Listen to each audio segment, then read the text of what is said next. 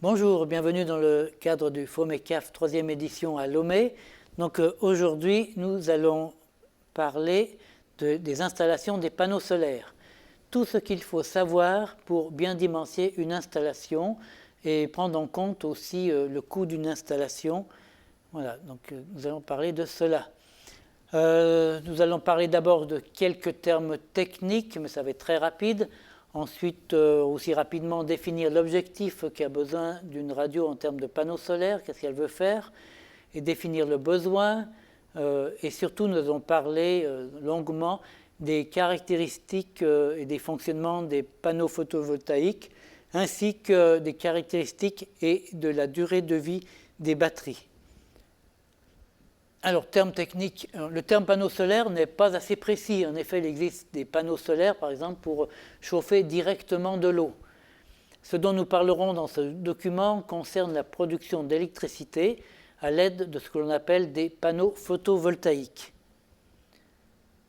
Alors, définir l'objectif. Donc, les principaux objectifs d'une installation photovoltaïque sont soit la réduction de la facture énergétique, soit l'autonomie par rapport au réseau électrique national, quand il y a des délestages, par exemple, on veut pouvoir continuer à diffuser, et ça peut être aussi une volonté écologique, dans une moindre mesure. Ces trois objectifs ne sont pas du tout contradictoires, mais ils peuvent tout à fait se cumuler. Alors, définir le besoin pour une radio. Est-ce que la radio veut seulement faire des économies pendant les heures d'ensoleillement, donc puiser sur l'énergie solaire plutôt que de puiser sur le compteur électrique? Est-ce que la radio veut aussi stocker de l'énergie pour diffuser pendant la période de nuit ou pendant les périodes de délestage? Alors pour cela, nous allons voir le fonctionnement d'un panneau photovoltaïque. Donc, les panneaux photovoltaïques transforment seulement une petite partie de l'énergie lumineuse du soleil, seulement 15%, 16%. Bon, ça s'améliore, mais très très doucement. Il y a quelques années, c'était 10%, maintenant on arrive quand même à 16%. Ce qui veut dire que le reste, c'est soit réverbéré, soit ça part en chaleur. Soit ce n'est pas capté par le panneau solaire. Cette tension appliquée sur une charge donc électrique va faire débiter un courant. Et le panneau a besoin, il faut savoir que le panneau a un point optimal de fonctionnement qui fournit une puissance maximale, puissance électrique maximale. Donc la puissance électrique maximale que peut délivrer le panneau va dépendre aussi, je dirais évidemment, de l'éclairement. Évidemment, la nuit, il ne va rien débiter, va rien fournir, mais ça va aussi dépendre de la température. Ça va être aussi un problème. Donc ici, on a un petit graphique. Est-ce que la souris arrive? Oui, elle est là. Voilà. Par exemple, ici, c'est une courbe qui est à 1000 watts par mètre carré. C'est ce que produit le soleil. Environ, en plein soleil, il y a, on va dire, 1000 watts par mètre carré. Ma souris disparaît au fur et à mesure. Et donc, alors là, c'est ce que fournit le panneau solaire. Donc ici, on a 0 volt, ça veut dire qu'on va mettre le panneau solaire en court-circuit. Donc il va fournir un courant ici qui dépasse... Aïe, c'est pas ce que je voulais, j'ai cliqué malencontreusement. Il dépasse les 9 ampères, mais comme il y a 0 volt, il y a 0 watt. Et plus il y a un point, c'est pénible, ici c'est le point maximum. Quand il y a 1000 watts par mètre carré, ce panneau solaire qui est dimensionné, on le voit sur le côté, il fait 1,60 m par 1 m à peu près, il est capable de délivrer une puissance maximum de 250 watts. Mais si on veut trop forcer sur le panneau solaire, eh ben, le courant va... Non, là c'est plutôt l'inverse. Et si on ouvre, on ne force pas assez sur le panneau solaire, eh ben là c'est le courant à circuit ouvert, la tension à circuit ouvert qui va être de 38 volts, mais il n'y aura plus de courant, donc il n'y aura plus de puissance. Donc il y a quelque part ici une ligne de puissance maximum qui va dépendre de comment on va charger le panneau solaire et dépendre aussi de la puissance d'éclairement du soleil à ce moment-là. Est-ce qu'il y a des nuages? Est-ce qu'il y a du sable dessus le panneau? Il y a plein... Et puis aussi, cette courbe va être atténuée par la température. On en parlera plus tard. Alors, un autre problème que remporte le panneau solaire, c'est son éclairement. Pour que l'éclairement du panneau soit maximum, il faut que la lumière arrive perpendiculairement sur celui-ci. Donc, si le panneau est mis à l'horizontale, c'est à midi qu'il sera a priori le plus efficace. Évidemment, le matin, si le panneau est vraiment orienté face au soleil qui vient de l'est, là, ça sera optimal. Et il faudrait que le panneau puisse suivre la course du soleil, être à l'horizontale à midi et être de l'autre côté donc le soir, pratiquement presque à la verticale. Si c'est une plaine, voilà, théoriquement, il faudra qu'il soit complètement à la verticale. Alors ça, oui, c'est possible, mais c'est assez compliqué à mettre en œuvre. Il faut un système de poursuite du soleil, l'électronique peut très bien le faire, mais c'est plus sur le problème d'investissement, parce que le panneau, il fait 3 mètres carrés. Ce qui va le gêner surtout, c'est les tempêtes de vent. Il faut quand même que l'arrimage, la partie mécanique qui tient ce panneau, soit extrêmement solide. Sinon, il ne faudrait pas qu'un gros coup de tempête, un gros coup de vent fasse partir le panneau à quelques centaines de mètres d'ici. Donc c'est relativement peu usité, mais c'est tout à fait possible. Donc ça veut dire que le matin, le panneau ne délivrera pas les 250 watts. Il va peut-être délivrer, il faudra attendre pendant la première heure, il va délivrer 10 à 20% de la puissance maximum. Voilà. Donc au lieu de délivrer 250 watts, il va délivrer 25 voire 50 watts. Donc, et il faut aussi que la surface du panneau soit toujours propre, pas complètement à l'horizontale pour pas que la pluie stagne et puis avec la poussière créer de la saleté, voire même de la moisissure. Donc, et il faut donc régulièrement aller le dépoussiérer. Donc pour cela, il faut que sur le toit, il ne faut pas marcher directement sur les panneaux, ça pourrait les casser. Donc il faut entre les panneaux prévoir un petit chemin où on peut passer pour passer un balai, quelque chose pour le dépoussiérer.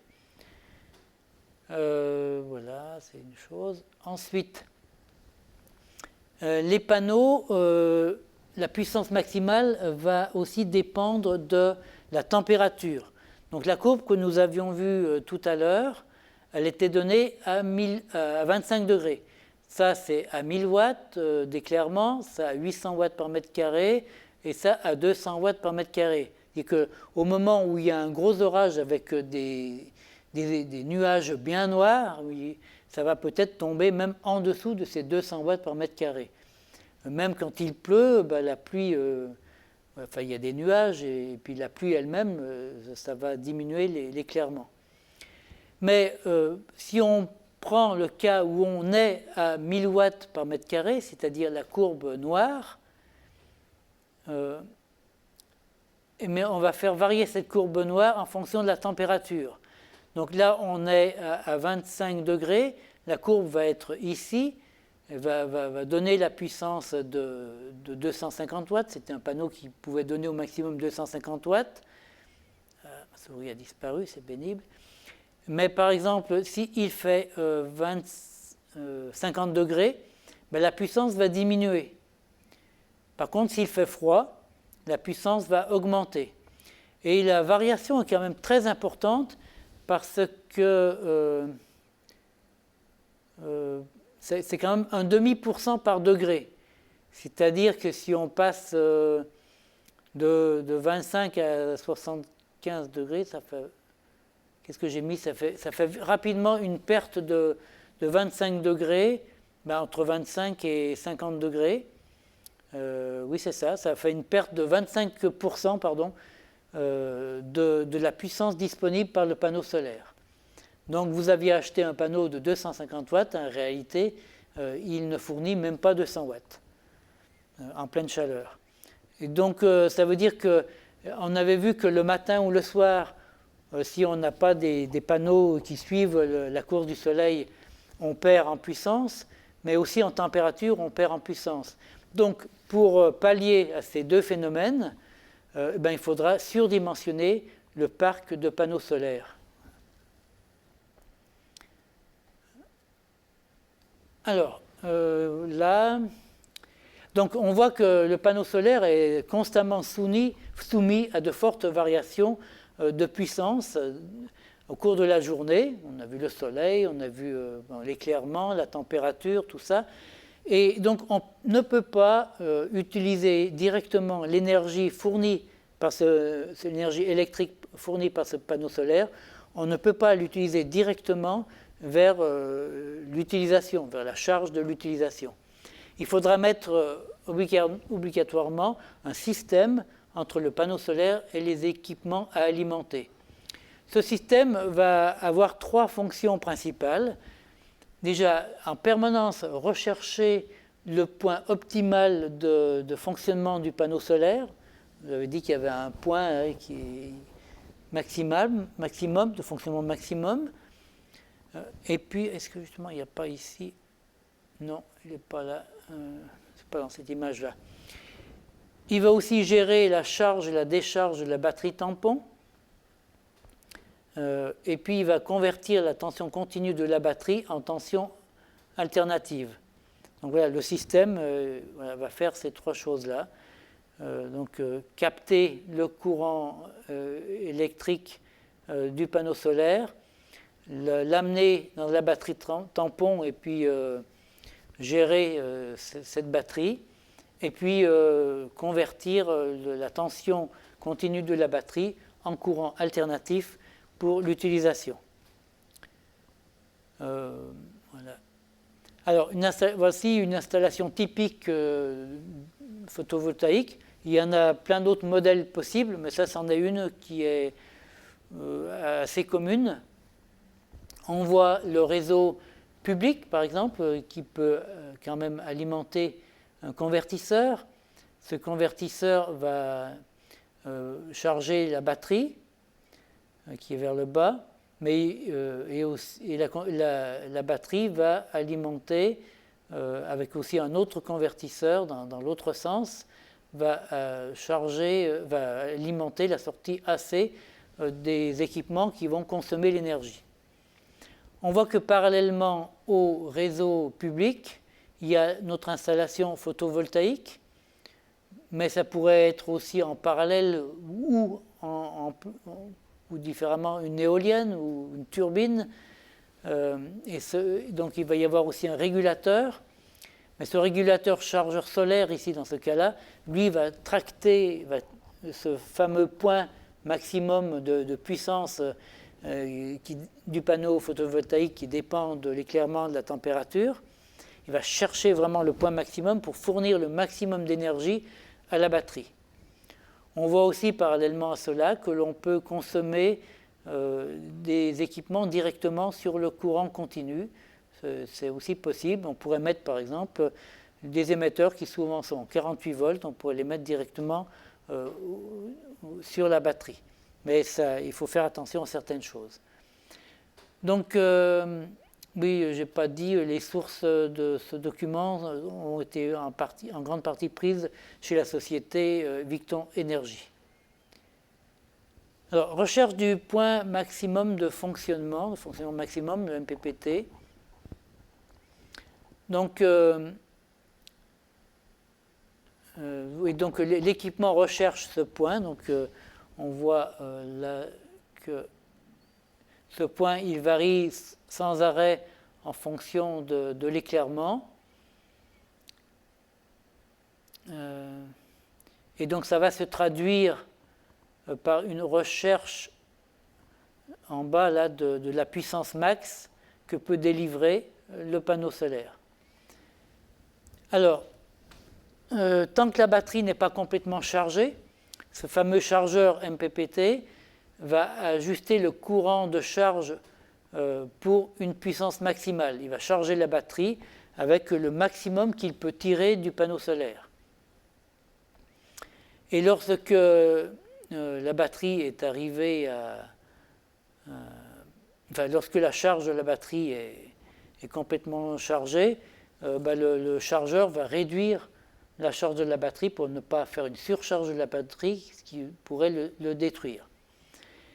Mais il se pourrait que, par exemple, le matin, de bonne heure, la consommation que l'on a de l'utilisation soit plus forte que la charge de la batterie. Et dans ce cas-là, c'est la batterie qui est bien chargée, mais qui est plus déchargée. Donc, elle continue de se décharger.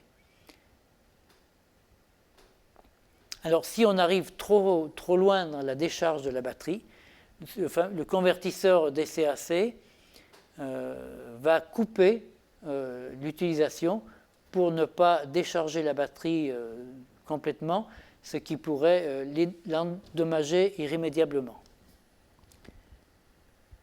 Alors, quelle est la fonction de la batterie? Donc, la batterie a pour fonction de lisser ces variations de puissance photovoltaïque. À un moment, elles sont fortes, à un moment, elles sont faibles, elles sont même nulles pendant la nuit, puis elles reviennent fortes, etc. Donc, toute cette énergie variable va être stockée dans la batterie.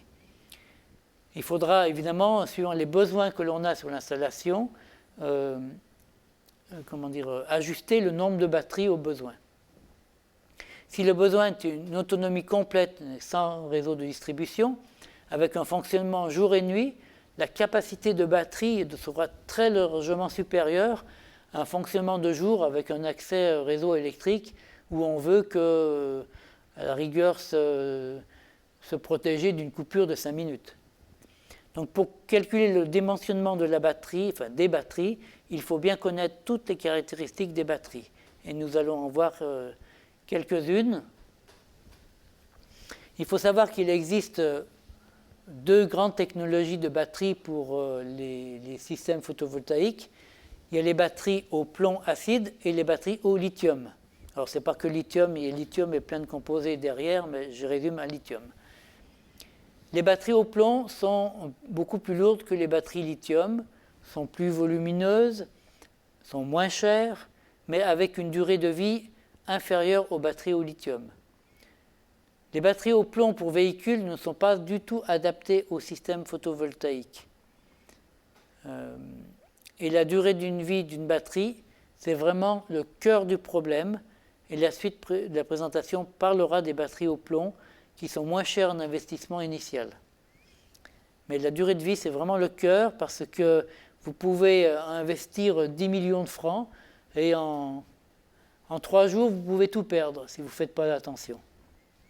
Donc, attention à cela. On va justement lister les problèmes, les risques, tout ce qui est risque. Donc, les batteries au plomb ont une durée de vie estimée, on va dire à 5 ans. Il ne faut pas estimer plus. Et ça, c'est seulement dans des conditions d'exploitation optimum. Leur durée de vie, on appelle la fin de vie d'une batterie, est estimée lorsque celle-ci est seulement tombée à 80% de sa capacité initiale. C'est parce qu'après, elle va se dégrader très très vite. Et puis ici, on a calculé une installation pour tourner 24 heures sur 24. Évidemment, si on descend en dessous de ces 80%, on ne pourra plus tenir ce rythme. Et surtout, après 80%, elles vont se dégrader de plus en plus vite parce qu'on va tirer encore plus sur ces batteries. Donc les principaux facteurs qui diminuent la durée de vie de ces batteries, déjà il faut choisir le bon choix, la bonne technologie de batterie et du matériel associé. Il y a donc aussi la température qui va beaucoup diminuer la durée de vie, la profondeur de décharge d'une batterie, la surcharge d'une batterie, le courant de charge trop important, le courant de décharge trop important, le stockage d'une batterie, le mauvais câblage autour d'une batterie et évidemment le non-respect de certaines règles élémentaires.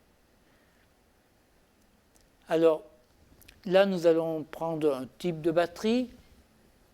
C'est donné c'est pas donné en années, c'est donné dans les caractéristiques, les datasheets, c'est donné en nombre de cycles de charge et décharge.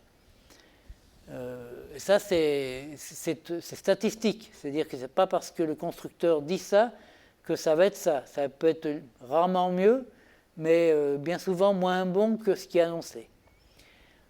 Alors, pour une installation solaire, on appelle cycle. C'est souvent un cycle de 24 heures, parce que oui, le soleil marche avec un cycle de 24 heures. Donc ce nombre estimé de charge-décharge dépend de la profondeur de la décharge. Par exemple, si cette batterie dont la durée de vie est de 12 ans, alors ça c'est le cas où elle n'est jamais déchargée.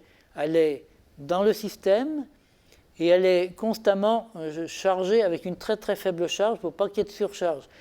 Simplement la charge, très faible décharge, va compenser l'autodécharge. Et si on fait ça, donc on n'y touche pas, la batterie est là, elle est toujours avec un minimum de compensation de l'autodécharge, et bien au bout de 12 ans, cette batterie va tomber à 80% de sa capacité. Mais ça ne nous sert à pas grand-chose. Donc ce que l'on veut, nous, c'est utiliser la batterie. Donc si on décharge la batterie dans un cycle qui va jusqu'à 80% de sa décharge, et qu'on va la décharger pendant longtemps, eh ben, on va seulement avoir 500 cycles d'espérance de vie, ce qui va nous faire seulement 16 mois. Donc des 12 ans, on est passé à même pas 1 an et demi. Donc attention. Si on décharge la batterie à 50% de sa capacité, on va tenir 2 ans. Si on décharge la batterie seulement à 30% de sa capacité, on va tenir 5 ans. Donc voilà, il faut bien tenir compte de ça, parce que bien souvent, les vendeurs d'installations photovoltaïques ne vous disent pas cela. Ils vont vous calculer au minimum, parce que, évidemment, si on veut plus d'autonomie, parce que cette fameuse décharge, profondeur de décharge, dépend de l'autonomie. Si on veut, pour autant de besoins énergétiques, on met le double de batterie, on va avoir une profondeur de décharge sur chacune d'entre elles diminuée par 2. Globalement, ça sera la même chose, mais sur chacune d'entre elles, ça va être diminué par 2. Donc, mais entre les deux cas, on aura investi 2 fois plus de batterie. Et comme ça coûte très cher, ben, les constructeurs, enfin les vendeurs de systèmes photovoltaïques, eux, ils vont vous vendre avec l'argent que vous pouvez, et ils vont vous dire vous pouvez faire telle et telle chose, mais au lieu de vous retrouver avec, on va dire, les 5 ans d'espérance, au bout de 2 ans, ben, vous aurez tout perdu, il faudra tout racheter, enfin racheter les batteries. Et si vous faites carrément une décharge complète, alors là, lorsqu'une batterie au plomb est déchargée à 100%, suivant sa technologie, il y en a certaines, ça peut encore résister un petit peu, elle peut être immédiatement hors d'usage parce qu'il se passe des effets chimiques irréversibles au niveau des plaques de la batterie. Donc ne jamais décharger complètement une batterie, mais aussi, attention, si une batterie était complètement déchargée, ne jamais la recharger sous peine de risque d'explosion. Parce que là, il se passe un phénomène de fabrication d'hydrogène et d'oxygène, et ça peut exploser.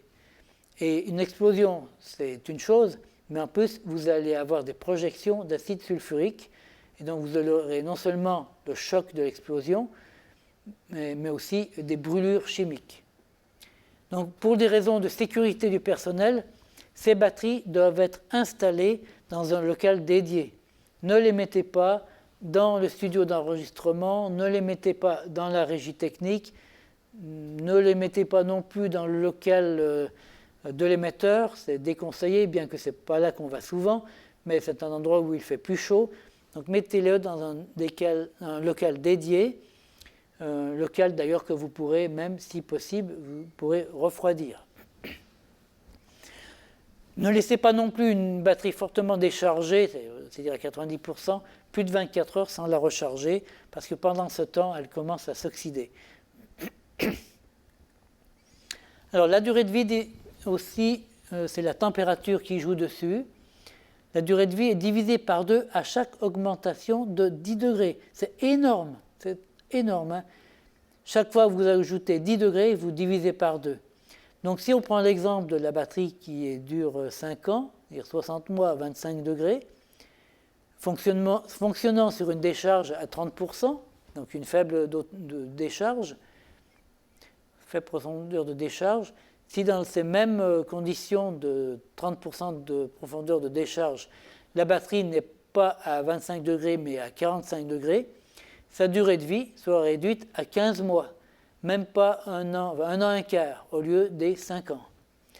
Donc vraiment par conséquent, il faut absolument refroidir les batteries entre 20 et 25 degrés. Mettez s'il faut je trouve pas le mot là, une batterie, excusez-moi, je suis vraiment fatigué, une clim, voilà, c'est une clim, mais qui va refroidir par exemple juste les batteries, pas forcément tout le local, mais juste les batteries pour faire une consommation la plus petite possible. Alors, durée de vie, encore le courant de charge et décharge. Donc, contrairement aux batteries de véhicules, les batteries pour installation photovoltaïque vieillissent prématurément lorsque le courant de charge ou de décharge augmente. À fort courant, les réactions chimiques ne se passent mal et la batterie chauffe. Il ne faut pas dépasser un courant supérieur à 2/10 de la capacité de la batterie, c'est-à-dire 0,2 C, C étant la capacité maximum. Alors, par exemple, pour une batterie faisant 100 ampères-heure, c'est une convention, ce 0,2 C, parce que ça n'a pas de sens direct, mais c'est plus une convention mémotechnique. Donc, pour une batterie faisant 100 ampères-heure, le courant de charge ou de décharge ne devra pas passer 20 ampères. Voilà. Mais je dirais même encore pour une meilleure longévité, il est conseillé de ne pas dépasser le taux de 1/10. Ça fera donc 10 ampères pour une batterie de 10 ampères-heure. Ça veut dire quand même que cette batterie de 10 ampères-heure, si on la décharge pendant jusqu'à 30%, on va avoir 30 ampères-heure on va pouvoir pendant 3 heures la décharger.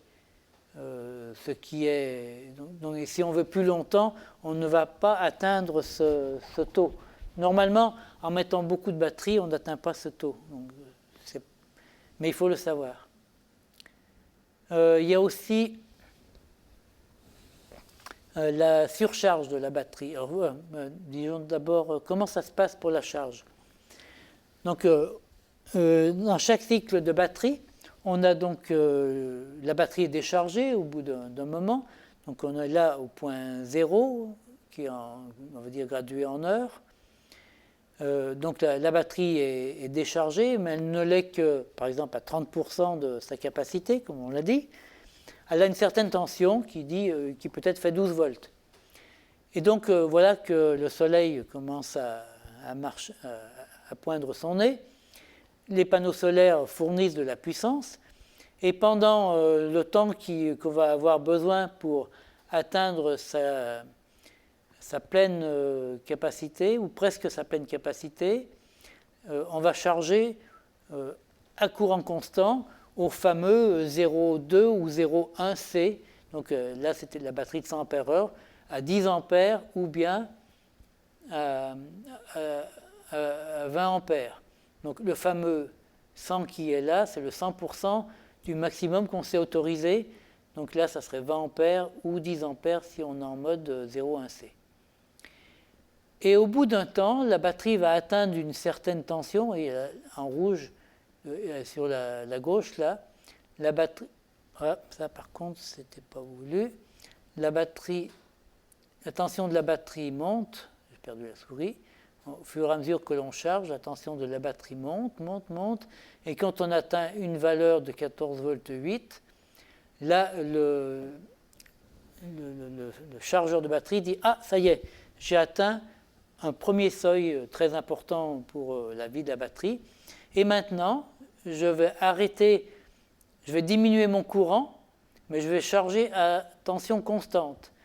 Et donc je vais continuer à générer un courant, mais ce courant va diminuer petit à petit, mais la tension va rester constante à 14 volts 8. Et puis au bout d'un certain temps, le courant là, il va y avoir un certain équilibre, le courant va tomber vers zéro, et là la batterie, le chargeur de batterie va dire ça y est, ma batterie est presque pleine, elle est peut-être à 99%, même 99,9%, et à partir de ce moment-là, on va toujours continuer à charger à tension constante, mais on va baisser la tension de charge à 13 volts 6 dans ce cas-là, et il y aura un courant très très faible, même au début il n'y aura pas de courant, mais au bout d'un certain temps la batterie va se stabiliser, va atteindre ce 13 volts 6, et s'il y a besoin, de temps en temps, il va y avoir quelques milliampères qui vont permettre à la batterie de garder son taux de 100%. Alors, ce qu'il faut savoir, c'est que ces seuils de batterie sont compensés en température. Donc un bon chargeur va avoir un compensateur de température. Et aussi, ils sont propres à chaque fabricant de batterie. Suivant les technologies, les seuils vont être légèrement différents. De pas beaucoup, d'un dixième maximum de tension, mais ça va être légèrement différent.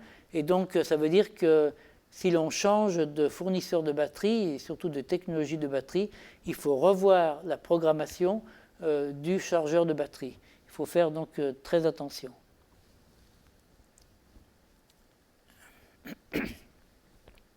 Alors, courant de charge, ok. Si je reviens avant, le courant de décharge, alors ça c'était un courant de charge. Je ne sais plus si je le mets là, non.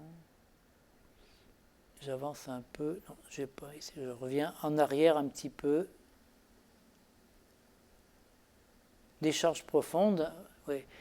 Donc je l'ai dit que si on déchargeait profondément la batterie à 100%, elle peut, suivant la technologie, être complètement morte. Donc c'est pour ça que je vous ai dit, une batterie que vous avez achetée peut-être pour 5 ans, si vous ne faites pas attention, en 3 jours, vous pouvez complètement la tuer.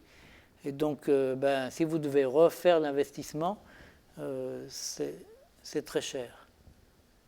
Alors maintenant, voilà. Alors, au bout de quelques dizaines ou centaines de cycles de charge-décharge, les batteries, comme chaque batterie n'est pas parfaitement identique, il va se produire un déséquilibre dans chacune des batteries. Et ce déséquilibre va se mesurer par une tension différente sur chaque batterie à chaque étape, soit de la charge, soit de la décharge. Et donc les constructeurs de système là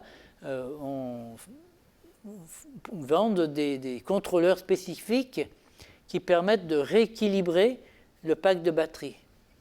Donc ils fonctionnent en dérivant un peu de courant sur une batterie qui est trop chargée, qui au moment de la charge, si cette batterie a trop de tension par rapport aux autres, eh ben, ils vont dériver un petit peu de courant pour qu'elle se recharge moins vite. Voilà. Et comme ça, les autres vont se charger au rythme normal, alors que celle qui est trop chargée va se recharger un petit peu moins vite. Et tout ça, ça calcule pour arriver au bon... tout arrive au même stade quand c'est fini la charge, la grosse charge à courant constant, lorsque l'on est à tension constante, que toutes les batteries soient au même niveau. Voilà. Alors, voilà. Okay, donc les plus faibles vont rattraper le retard. Mais il faut des contrôleurs. Donc on le voit ici, hein. On a par exemple tout un rack de batterie qui était de 14 volts 34, l'autre est à 14 volts 19. Donc le contrôleur, lui, il a trouvé qu'il y avait un delta et il va faire circuler un courant, enfin il se débrouille. Voilà. Je ne vais pas aller dans les détails. Donc maintenant venons à l'assemblage des batteries. Donc lorsque le type d'installation demande une grande quantité d'énergie de stockage de l'énergie dans les batteries, on est obligé d'assembler plusieurs batteries. Donc ces batteries peuvent être assemblées en parallèle et ou en série. Alors, si l'installation consomme, une installation qui consomme 1 kW, ça pourrait être une radio qui a un émetteur de 300 watts, et donc la consommation de l'émetteur lui-même, ça fait 600 watts, mais il y a tout le reste, il y a 100 watts pour un ordinateur, il y a tous les autres équipements. On arrive vite à une consommation de 1 kW de la radio complète pour un émetteur de 300 watts. Donc en courant alternatif, tous les équipements, la somme des courants de tous les équipements, sous 230 volts, ça fera environ 5 ampères pour 1000 watts. Du côté primaire du convertisseur DC-AC, le courant dépend de la tension DC. Si c'est un système avec une seule batterie, 12 volts, pour 1 kW, il faudra environ 80 ampères. Il faudra tirer 80 ampères sur la batterie, ce qui est considérable en termes de section de fil électrique et aussi de possibilité de respecter le fameux courant de charge qui devrait être limité à 0,1 ou 0,2 C. Donc, par exemple, là, on ne pourrait pas mettre une batterie de 100 ampères-heure parce qu'il ne faudrait pas tirer un courant de plus de 10 ou 20 ampères, et là, on tire 80 ampères. Donc, il faudra mettre plusieurs batteries en parallèle.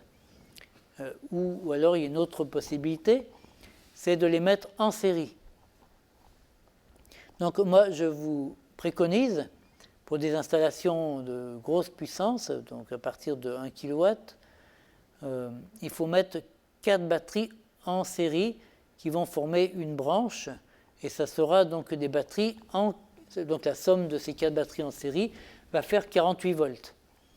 Et donc le convertisseur, lui, marchant aussi en 48 volts, pour 1000 watts, au lieu d'absorber 80 ampères, ne va absorber qu'environ 20 ampères.